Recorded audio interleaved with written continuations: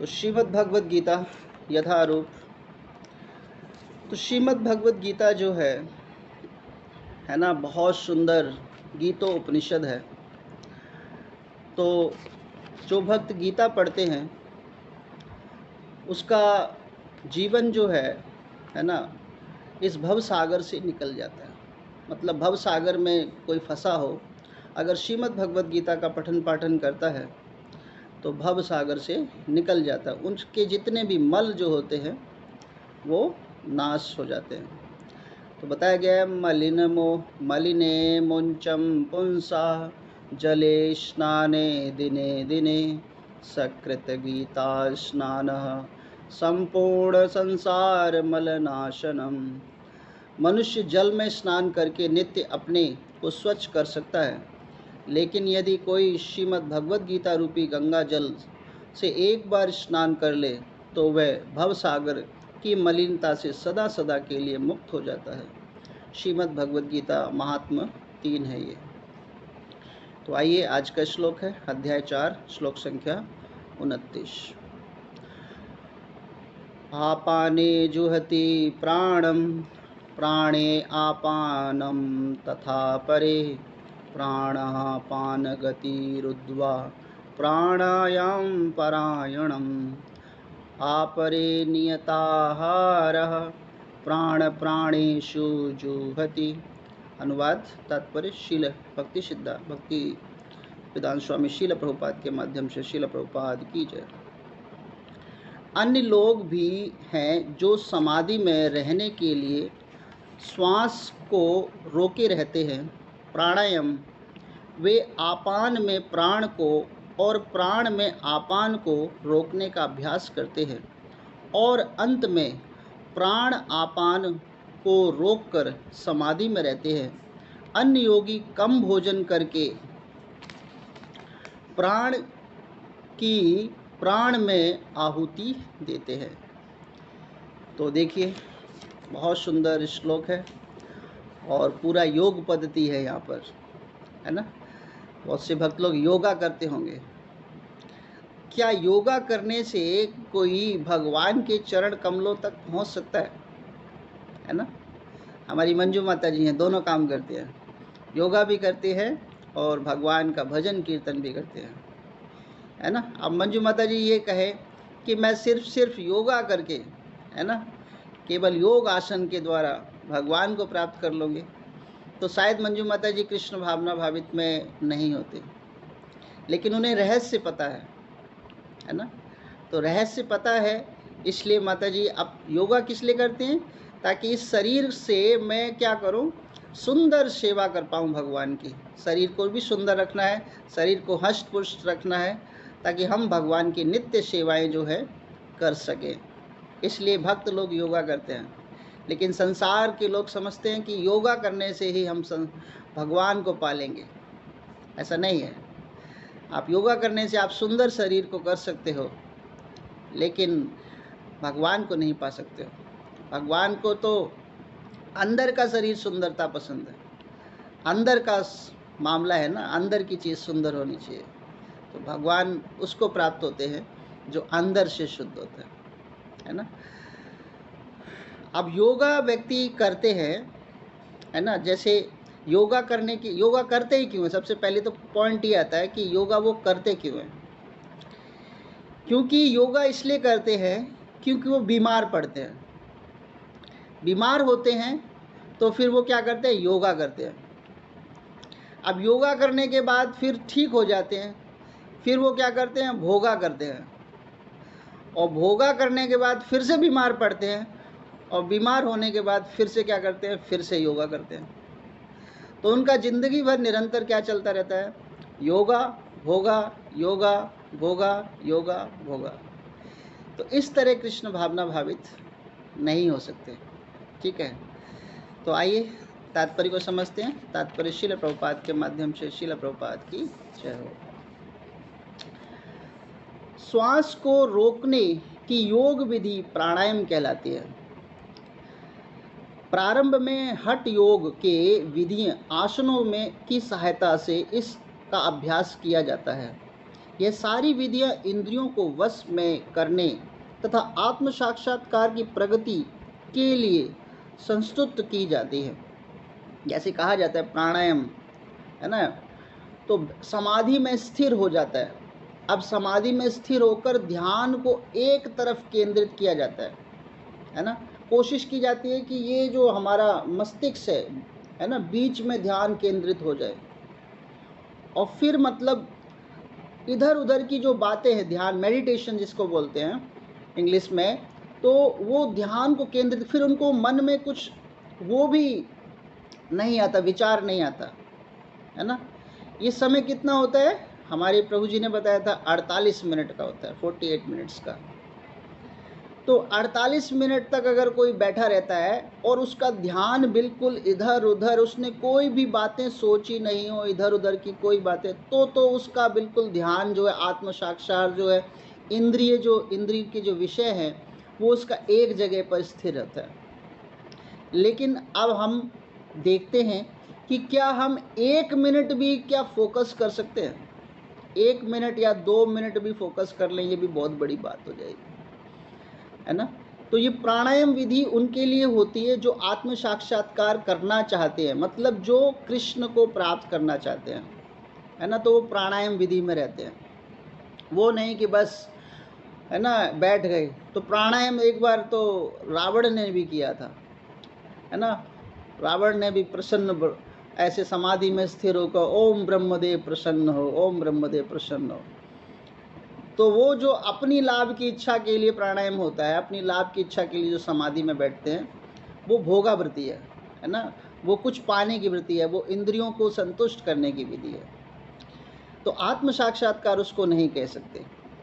इसी विधि के में शरीर के भीतर वायु को रोका जाता है, जिससे वायु की गति दिशा उलट सके, और आपान वायु निम्नगामी अधोमुखी है और प्राण वायु ऊर्ध्वगामी है।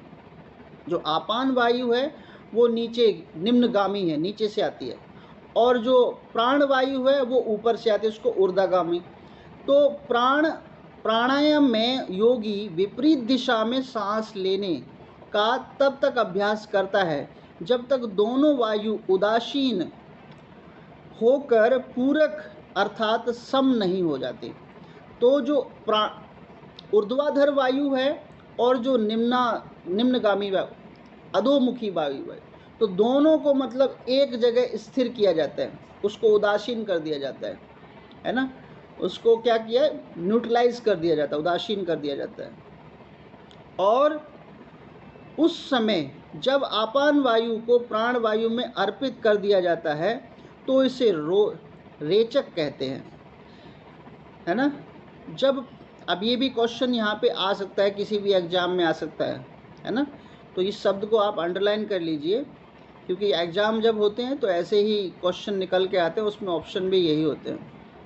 जब प्राण और आपान वायु में पूर्णतः रोक दिया जाता है तो इसे कुंभक कहते हैं। अब जब दोनों ही वायु एक स्थान पर रोक की जाती है ना, तो उसके जब वो दोनों वायु मिल जाती हैं तो कुंभक कहते हैं उसको। कुंभक योग अभ्यास द्वारा मनुष्य आत्म साक्षात्कार की सिद्धि जीवन अवधि बढ़ा सकता है। अब इससे क्या होता है कि जो है ना व्यक्ति मरेगा, मतलब काफ़ी समय जिएगा, उसकी आयु जो होगी ना वो बढ़ जाएगी, है ना। जैसे हमारे बाबा रामदेव को देखिए, तो बाबा रामदेव की एज नहीं पता चलेगी, और बाबा हो गए हैं वो बाबा तो हो गए हैं, लेकिन देखिए अभी भी उनका हष्ट पुष्ट शरीर है ना। तो एक बार बाबा रामदेव जो है ना, हिज होलीनेस गोपाल कृष्ण गोस्वामी महाराज के पास भी आए थे। तो महाराज ने यही बोला कि आप नाम का स्मरण करिए, भगवान का चिंतन करिए। तो महाराज जो साक्षात गुरु होते हैं वो सही निर्देश देते हैं, लेकिन वो दुनिया को क्या सिखा रहे हैं, आयु को बढ़ाना सिखा रहे हैं, है ना। अच्छा, हम सब की आयु तो पता नहीं कितनी है ना, वास्तविक आयु तो आत्मा की है। इस शरीर की आयु को बढ़ाकर फ़ायदा क्या है? शरीर की आयु बढ़ा रहे हैं लेकिन भगवान की नित्य सेवा नहीं कर रहे, तो फिर कोई फ़ायदा नहीं है। तो शरीर की भी क्या है, भगवान की सेवा के लिए अर्पित होना चाहिए, तो हम आयु को बढ़ाएं। बुद्धिमान योगी एक ही जीवन काल में सिद्धि प्राप्त करने का इच्छुक रहता है और वे दूसरे जीवन की प्रतीक्षा नहीं करता, है ना। बुद्धिमान वो है जो अभी निकल ले, अभी इस जीवन में ही निकलने का प्रयत्न करे, है ना, भगवान के धाम को प्राप्त करने की कोशिश करे, वो बुद्धिमान है। कुंभक योग के अभ्यास से योगी जीवन अवधि को अनेक वर्षों के लिए बढ़ा सकता है, किंतु भगवान की दिव्य प्रेम भक्ति में स्थिर रहने के कारण कृष्ण भावना भावित मनुष्य स्वतः इंद्रियों को नियंता जितेंद्र बन जाता है ना। अगर वो व्यक्ति कृष्ण भावना भावित हो जाए, भगवान में लीन हो जाए और भगवान की सेवाएं करने लगे। देखो, इंद्रियां तभी नियंत्रण में आएंगी जब व्यक्ति सेवा में आएगा। जो व्यक्ति सेवा से बाहर हो जाता है उसकी इंद्रियां जो है नियंत्रण में नहीं होती, चाहे वो खूब कृष्ण भावना भावित होता रहे, सेवा नहीं कर रहा, भगवान की दिव्य सेवा नहीं कर रहा, भक्तों का सानिध्य नहीं कर रहा, तो उसको कहा जाता है ना, दिखावा है, वो जितेंद्र नहीं है, उसने अपनी इंद्रियों को जीता नहीं है। जैसे ही भगवान के सानिध्य में आएगा, है ना, तो भगवान के सानिध्य में जब आएगा तो फिर भक्तों के सानिध्य में जब आएगा तो सब भक्त उस पर नज़र रखेंगे, उसकी एक्टिविटी पर नज़र रखेंगे, तो वो देखेगा, वो सारे कार्य क्या करेगा, दिव्य कार्य करेगा, वो कोई भी गलत कार्य नहीं करेगा, तो वो जितेंद्र बन सकता है, कृष्ण भावना भावित हो जाए। उसकी इंद्रियां कृष्ण की सेवा में तत्पर रहने के कारण अन्य किसी कार्य में प्रवृत्त होने का अवसर ही नहीं पाती। फलतः जीवन के अंत में उसे स्वतः भगवान कृष्ण के दिव्य पद पर स्थानांतरित कर दिया जाता है। अतः वह दीर्घजीवी बनने का प्रयत्न नहीं करता, वह तुरंत मोक्ष पद को प्राप्त कर लेता है, जैसे कि श्रीमद् भगवद गीता के 14.26 में कहा गया है। माम चह योग अभिचारेण भक्ति योगेन सेवते सा गुणहान न संयमते ते तान ब्रह्म भूयः कल्पते। जो व्यक्ति भगवान का निश्चल भक्ति, एक ही बहुत सुंदर लाइन है हमारे लिए है, जो व्यक्ति भगवान की निश्चल भक्ति में प्रवृत्त होता है, निश्चल मतलब जिसमें कुछ अपने लिए कोई अभिलाषा नहीं है। जैसे भक्त लोग सेवा करते हैं, तो भक्त लोग सेवा में भी सोचते हैं कि यार हम सेवा कर रहे हैं तो हमारा ग्लोरिफिकेशन होना चाहिए, है ना, हमारा नाम भी होना चाहिए। देखिए, जब भी कोई आध्यात्मिक कार्य कहीं पर होता है तो उनसे सेवाएं मांगी जाती हैं। जैसे आजकल की जो भौतिक भागवतें होती है ना, तो भागवत में जैसे ही व्यास को कोई व्यक्ति धन देता है तो व्यास क्या करता है, कथा छोड़ देता है और उस व्यक्ति की जयकारा बुलाता है कि उस व्यक्ति ने बहुत इतना धन दिया है, बहुत बहुत धन्यवाद भगवान तुम्हारे, ऐसे बोलता है। फिर उसको देखकर दूसरा व्यक्ति भी धन देने आता है, तो पूरा उसकी जो जितनी भी 3-4 घंटे की जो भागवत कथा होती है ना, उसमें से आधा तो ज़्यादा समय क्या हो जाता है, वो बस जिसने डोनेशन दिया है ना उसका ही नाम होता है। लेकिन देखिए कि हमारे यहाँ पर जो श्रीमद् भागवतम जब होती है तो हमारे यहाँ पे कोई भी ऐसा नहीं होता, जिसको दान देना है अलग लिखवा दे, है ना, ये दान जो है भगवान जाने और दान देने वाला जाने, बस ये होना चाहिए। तो भगवान की भक्ति क्या होनी चाहिए, निश्चल प्रवृत्त होनी चाहिए। यह प्रकृति के गुणों को लांघ जाता है और तुरंत आध्यात्मिक पद को प्राप्त होता है। कृष्ण भावना भावित व्यक्ति दिव्य अवस्था से प्रारंभ करता है और निरंतर उसी चेतना में रहता है, अतः उसका पतन नहीं होता और अंततः वह भगवत धाम को जाता है। कृष्ण प्रसाद को ही खाते ही रहने से स्वतः कम खाने की आदत पड़ जाती है। इंद्रिय निग्रह के मामले में कम भोजन करना, अल्पाहार अत्यंत लाभप्रद होता है। इंद्रिय निग्रह के बिना भवबंधन में निकल पाना संभव नहीं है। है ना। तो ये आया ना अल्पाहार, एक आता है कि हमें ना कि भोजन कम करना चाहिए। एक श्लोक है ना, विद्यार्थियों के लिए है, काग चेष्टा बको ध्यानम श्वान निंद्रा तत एव च अल्पाहार ब्रह्मचारी विद्यार्थी पंच लक्षणम, है ना। तो ये विद्यार्थी के लक्षण होते हैं, है ना। हम भी विद्यार्थी हैं, ऐसा नहीं कि हम विद्यार्थी नहीं हैं। हम भी अब जब से कृष्ण भावना भावित क्लासेस ले रहे हैं ना, तो हम भी तो कहते हैं कि हमें भी क्लास लेनी है, हमें ये करना है, हमारा भी सिलेबस है। तो हम भी तो एक स्टूडेंट हैं, तो हमें भी क्या करना चाहिए। ऐसा नहीं कि बस, है ना, इतना खा लो कि सांस जो है वो फिर इधर से उधर निकल नहीं पा रही। उतना खाना चाहिए जिससे हमारा आसानी से पाचन क्रिया हो सके। तो अल्पाहार लेना चाहिए। जब अल्पाहार लेते हैं तो भक्ति कार्य बढ़ते हैं, है ना। तो व्यक्ति शरीर में क्या रहती है, फुर्ती रहती है। देखिए लास्ट में यहाँ पर आया है कि हमें कृष्ण भावना भावित कैसे है ना। हमें जो योग अभ्यास करते हैं जिससे हम अपनी बुद्धि को, चेतना को भगवान में केंद्रित करते हैं, उसके लिए हमारे पास क्या क्या उदाहरण है। तो देखिए बहुत सुंदर उदाहरण है, भक्तों से ही हम सीख सकते हैं कि हमें कृष्ण भावना भावित और योग अभ्यास में क्या अंतर है। देखिए, तो हम सब ने मीराबाई का नाम सुना है ना।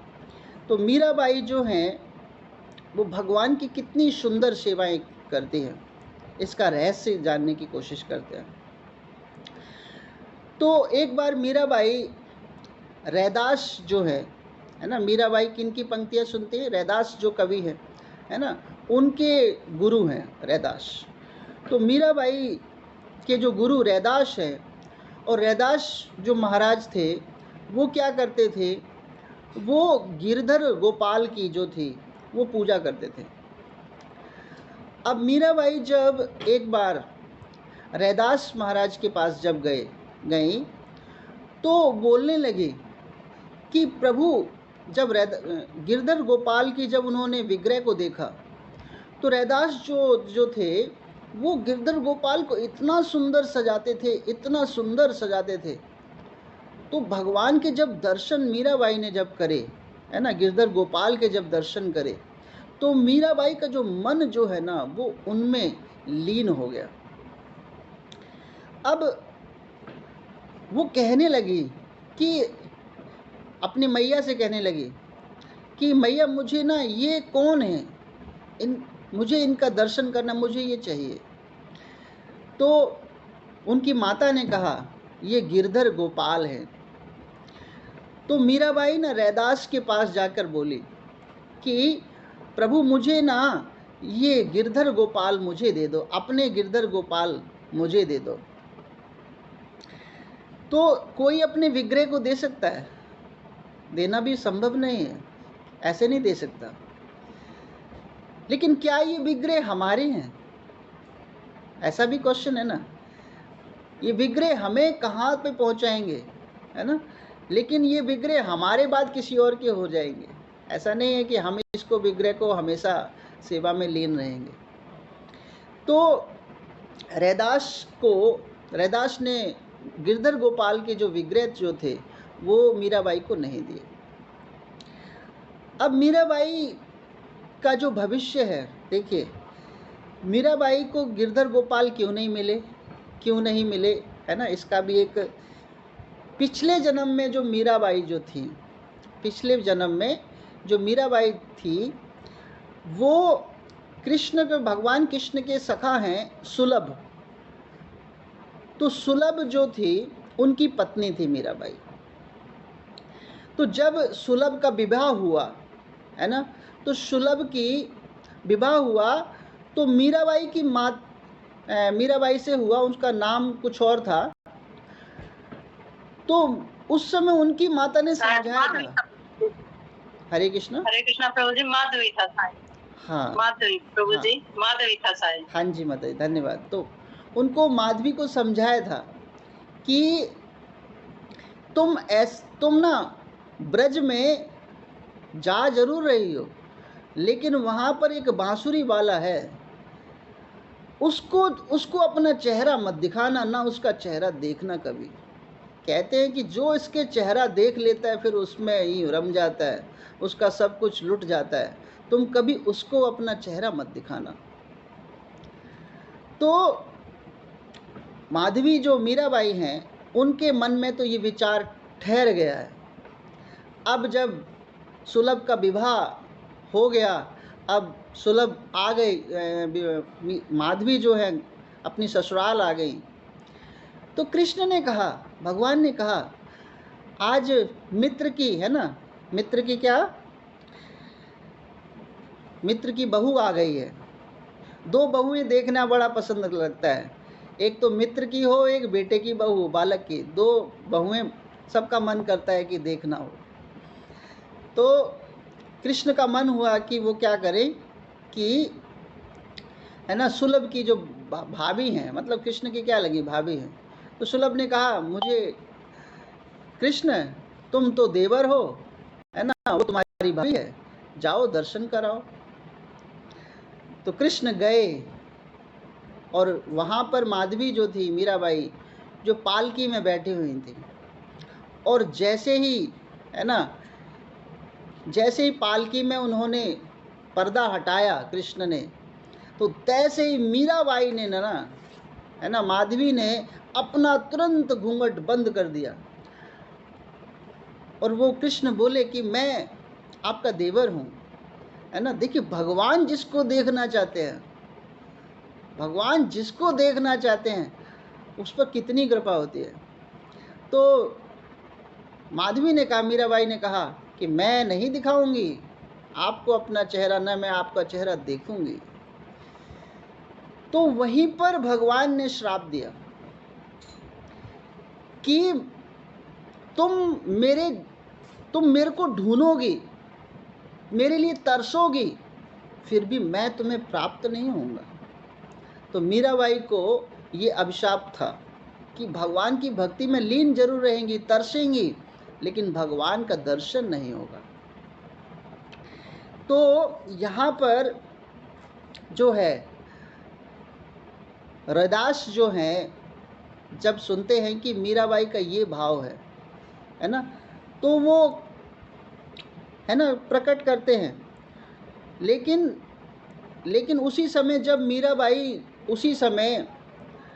मीराबाई जो है, माधवी जो है, जब देखती हैं कि भगवान ने, कृष्ण ने गिरिराज गोवर्धन को धारण किया था, है ना, इंद्र ने जब प्रकोप किया तो गिरिराज गोवर्धन जब भगवान ने धारण किया, तब मीराबाई जो है, माधवी जो हैं, देखने आई। मतलब एकदम जब सभी ब्रज में वो हो गया, बारिश हो रही थी, तो माधवी जो है भागकर जब गिरिराज गोवर्धन के नीचे आई, तो जब कृष्ण भगवान जो हैं, है ना, अपनी अंगुली से गोवर्धन को संभाले हुए थे, गिरिराज जी को संभाले हुए थे, तब माधवी ने जब देखा कि ये कृष्ण हैं, तभी वो, मतलब भगवान जो है धुंधले दिखने लगे, भगवान स्पष्ट नहीं दिखे।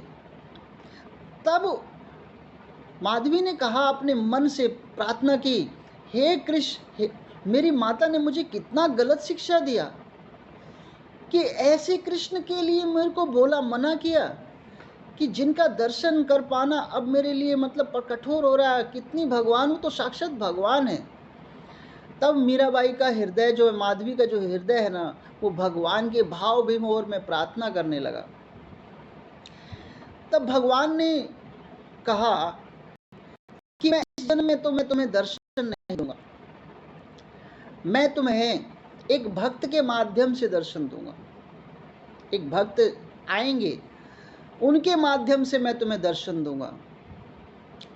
तो जब मीराबाई, है ना, अब इस जन्म में जब मीराबाई आई, तो रैदास को जब ये बताया कि मीराबाई जो है वही माधवी हैं, और जो आपके यहाँ पर जो विग्रह हैं, गिरिराज गोपाल, गिरधर गोपाल, वो वही भगवान हैं, और वही जो हैं उनका दर्शन उनके माध्यम से होगा।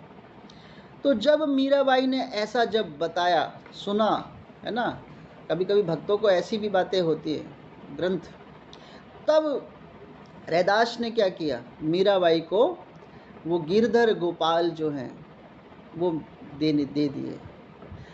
तो कुछ पंक्तियां जो हैं गिरधर गोपाल को जब देते समय, है ना, दी हैं, गिरधर गोपाल जब दिए हैं, तब रैदास गा रहे हैं, ले मीरा तू गिरधर तेरा, सेवा पूर्ण भई अब मेरी, जागा भाग्य तेरा, है ना।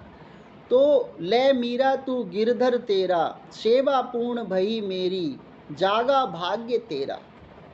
तो भगवान के जो विग्रह हैं, है ना, भगवान के विग्रह जो हमारे घरों में हैं, हम जब मंदिर में जाते हैं ना, तो हम पूरे भाव के साथ जाते हैं, और जो हमारे घर में अर्च विग्रह हैं उनके प्रति हमारा क्या भाव रहता है ना। तो हमें ये सोचना चाहिए कि जो हमारे घर में जो विग्रह हैं, लड्डू गोपाल हैं, या फिर, है ना, चैतन्य महाप्रभु, नित्यानंद महाप्रभु, या जगन्नाथ, जो भी विग्रह हैं, उनसे हम कितना कनेक्ट होना चाहिए, उनसे बहुत, ये विग्रह जो हैं उनसे बहुत हमें कनेक्ट रहना चाहिए। साक्षात उनमें चेतना समझनी चाहिए कि यही योग है। अगर हम उसमें उन विग्रहों में चेतना समझेंगे तो हम भगवान के साथ हमेशा ही समर्पित भाव में रहेंगे। अगर हम चेतना नहीं समझेंगे तो, जैसे एक भक्त हुए हैं, मतलब बहुत ही मुश्किल से उनका गुजारा चलता था। भक्त भगवान की बहुत नित्य सेवा करते थे, लेकिन घर परिवार उनका अच्छी तरह चलता नहीं था। एक टाइम ही भोजन बनता था, बस उसी को पूरे दिन वो यूज़ करते थे।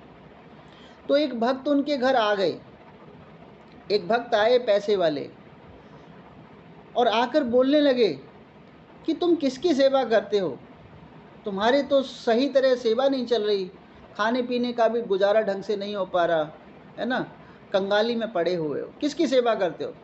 बोला मैं तो बस, है ना, इन गोपाल की, लड्डू गोपाल की सेवा करता हूँ। तो फिर बोले तुम इनकी सेवा करते हो, ये जब पूतना जब इनको दूध पिला रही थी, तब पूतना के, है ना, जब दूध में क्या लगा था, जहर लगा हुआ था, तब ये शिवजी से प्रार्थना कर रहे थे कि हे शिवजी ये जहर को पी लो तब मैं दूध पीऊँगी। तुम्हें शिव की प्रार्थना करनी चाहिए। तो, है ना, वो व्यक्ति तुरंत बोला कि अच्छा चलो मैं शिव की प्रार्थना शुरू कर देता हूँ। तो वो गोपाल की प्रार्थना छोड़कर शिव की, है ना, प्रार्थना करने लगा। तो शिव का विग्रह ले आया, भगवान शिव का विग्रह ले आया, और जो हमारे, है ना, लड्डू गोपाल जो थे जिसकी वो सेवा कर रहा था, उन्होंने उसको तो साइड में रख दिया। अब जो है, जैसे ही वो शिव की आराधना करने लगा, शिव पर धूप अर्जन लगाने लगा, है ना, धूप बत्ती लगाने लगा। तो जब शिव पर धूप बत्ती लगाने लगा तो एकदम क्या हुआ कि वो धूप जो है ना, वो दूर जो रखे गोपाल हैं उनके पास धूप जाने लगी। तो भाग कर गया और कहने लगा अब आ गए हो, तुम्हें अब शर्म नहीं आती, जब मैं शिव की पूजा करने लगा तब तुम ये धूप को खींच रहे हो, है ना। तो फिर वो क्या करने लगा, अच्छा अब ये धूप को खींचने का बंद कर देता हूँ, मैं तुम्हें अलमारी में बंद कर देता हूँ। तो जैसे ही वो भक्त अलमारी में भगवान को बंद करने लगा, साक्षात भगवान उसके सामने प्रकट हो गए, कहने लगे कि आज मैं तुझसे प्रसन्न हूँ। तो भक्त कहने लगा अच्छा शिव को पूजा जब करने लगा तब तुम प्रसन्न हुए हो, और जब मैं तुम्हारी इतनी सेवा कर रहा था, पूजा कर रहा था, तब तुम प्रसन्न नहीं थे। तो भगवान बोले कि ना मैं शिव से द्वेष करता हूँ, ना मैं, है ना, मैं शिव के कारण तेरे पास प्रकट नहीं हुआ। जब तक तू सेवा कर रहा था तो मुझे अचेत समझ रहा था, लेकिन आज तूने मुझे चेत समझा है, कि तूने एहसास किया है कि मैं विग्रह हूँ, मुझ में भी क्या है ना, प्राण है, प्रतिष्ठा है, तूने आज समझा है ना, इसलिए मैं तेरे को दर्शन देने आया हूँ। तब उसने भगवान को लिए अपने और हृदय से लगा लिए और बड़ा प्रेम से फूट फूट कर रोने लगा, हे प्रभु आप मुझ पर दया कर रहे हो। तो ये जो भगवान के हमारे जो अर्च विग्रह हैं, है ना, जब तक हम उनमें प्राण प्रतिष्ठा जानते नहीं हैं, मंदिर में तो जाते हैं तो समझते हैं कि अरे मंदिर में तो जा रहे हैं, हमें कैसे जाना चाहिए, हमें वैष्णव ड्रेस में जाना चाहिए, तिलक लगाना चाहिए, और बड़ी सावधानी से। मंदिर में अपराध का भाव नहीं सोचते, मंदिर में सोचते हैं कि हम अपराध नहीं करेंगे, दर्शन भी, माता जी प्रभु जी सब कुछ, गाली गलौच नहीं देंगे। लेकिन घर में जो विग्रह होते हैं उनको भगवान नहीं समझते, उनको सोचते हैं कि ये तो हमारे बस अपना खुद तो सोते हैं एसी में, और भगवान को एक छोटा सा मंदिर बना के उसमें सुला देते हैं, ना पंखा होता है ना कुछ होता है ना। तो ये जो विग्रह जो हमें भगवान की जो दिए हैं, देखिए कितने सुंदर विग्रह हैं। तो ये जो विग्रह हमें भगवान को दिए गए हैं, है ना, वो क्यों दिए गए हैं कि हमें मान लो कहीं ना कहीं तो जाना है, हम कहीं ना कहीं एक दिन तो वैकुंठ धाम भगवान के धाम जाएंगे ना। अगर मान लो हमारी बुद्धि जो है ना, मान लो कुछ हमने गलत कार्य करे हैं, तो कभी कभी हमें दूसरे धामों के भी दर्शन होने हैं, मान लो नरक का ही दर्शन होना है, तो हम वहाँ पर कहेंगे अब मुझे नरक के दर्शन हो रहे हैं, हे भगवान मैंने कितनी सेवा की थी तुम्हारी, है ना, डेली मैं आपका सेवा करता था, अपने घर पे, है ना, आपकी सेवा करता था, अब मुझे अब नरक के दर्शन करा रहे हो, मुझे यहाँ पे कष्ट सहना पड़ेगा, क्या फ़ायदा।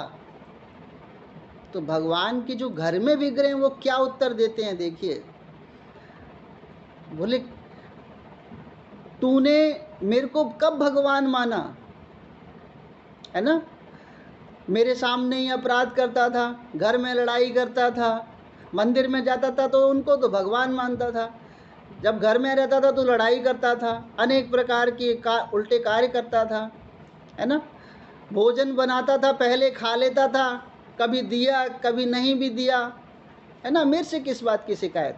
तो जो भगवान के अर्च विग्रह जो घर में हैं वो इसलिए हैं कि हम शिकायत जब कृष्ण से करने बैठेंगे तब वो शिकायत हम नहीं कर पाएंगे, भगवान बोलेंगे कि तूने मेरी भक्ति ढंग से सेवा नहीं करी। तो भगवान के अर्च विग्रह इसलिए हैं। अब अर्च विग्रह को हमें समझना क्या चाहिए, देखिए जो भगवान का अर्च विग्रह जो होता है ना, क्षमा चाहता हूँ थोड़ा सा लंबा समय ले रहा हूँ। तो भगवान का जो अर्च विग्रह है, जो सिंहासन जो होता है, जब भाव देखिए कितना सुंदर होना चाहिए, भगवान का जो अर्च विग्रह का जो सिंहासन होता है उसको समझना चाहिए कि वो यशोदा मैया की गोद है, ऐसा भाव आया। सिंहासन समझते हैं उसको सिर्फ, लेकिन वो समझना चाहिए कि ये भगवान जो है यशोदा मैया की गोद में बैठे हुए हैं। अब जब भगवान के जो सिंहासन के पीछे जो है ना कुशन जो लगता है, तकिया जो लगता है, उसको समझना चाहिए कि यशोदा मैया का ये पेट है। जब ऐसा भाव, ये माधुर भाव जो है भगवान के विग्रह के साथ संबंध हो जाएगा, तब समझो कि भगवान तुम्हें, चाहे तुमने कितने भी कर्म चाहे कैसे भी किए हों, भगवान वहाँ नरक में से भी निकालने के लिए हमेशा आ जाएंगे। तो इस प्रकार का भाव जब हम, इस प्रकार की चेतना, इस प्रकार की बुद्धि जब हम भगवान के साथ मीराबाई की तरह हम जब रखेंगे, तब जाकर भगवान की पूर्ण कृपा, पूर्ण, है ना, वो हमें प्राप्त होगी। यही योग है, यही कृष्ण भावना भावित है। अपनी बुद्धि को हम कृष्ण चेतना में लगा लें। हरे कृष्णा। श्रील प्रभुपाद की जय हो। तो जो कुछ भी गलत बोला हो तो मेरे शब्द हैं और सभी शास्त्रों से लिए गए शब्द। श्रील प्रभुपाद की जय।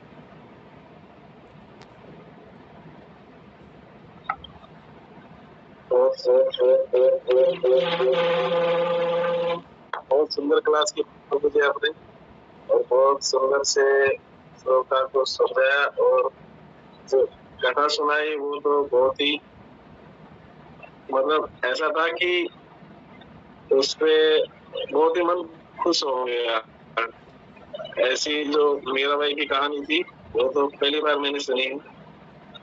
तो ऐसा लगता है प्रभु जी आप डेली एक कथा तो सुनाई दिया करो कब से। बहुत रोचक कथा सुनाते हो आप। और टाइम को देखते हुए ना माता जी, तो संगीता माता जी, आप कुछ इसमें ऐड कर दीजिए। हरे कृष्णा प्रभु जी, दंडवत प्रणाम। सभी भक्तों की दंडवत प्रणाम, सभी भक्तों को दंडवत प्रणाम। प्रभु जी, आपकी कक्षा, आज की कक्षा इतनी सुंदर, कहते ना हृदय को छूने वाली थी। मतलब श्लोका तो है ही, जब श्लोका को रीड कर रही थी तो मतलब कि इतना समझ में नहीं आ रहा था, लेकिन आपने तो इसको इतना डिटेल से समझाया ना, और वो भी कथा के साथ। तो मतलब ये कथा है और ये श्लोका है, एकदम दिमाग में और दिल में बैठ गया है कि वास्तव में हमें विग्रह की सेवा कैसे करनी चाहिए। और जो योग को आपने भक्ति के साथ जोड़ा प्रभु जी, बहुत ही सुंदर तरीके से आपने समझाया प्रभु जी। और इस चीज को जो आज आपने अपने कक्षा दी है ना, वो तो हमने सभी भक्तों को विशेष तौर से धारण कर लेना चाहिए कि घर के भी जो विग्रह है वो मंदिर के विग्रह के ही समान है। अब जैसे प्रभु जी मेरे पास भी विग्रह भी है नहीं, लेकिन जो पट है, भीड़ है भगवान की, उसको भी हमें उसी भाव से मतलब सेवा करनी चाहिए। सेवा भाव हमारा वही रहता है, लेकिन प्रभु जी जो आज आपने बताया ना, वो और ज्यादा बढ़िया प्रभु जी। पर प्रभु जी वास्तव में आपकी क्लास बहुत ही सुंदर रही। धन्यवाद प्रभु जी, धन्यवाद प्रणाम प्रभु जी। हरे कृष्ण।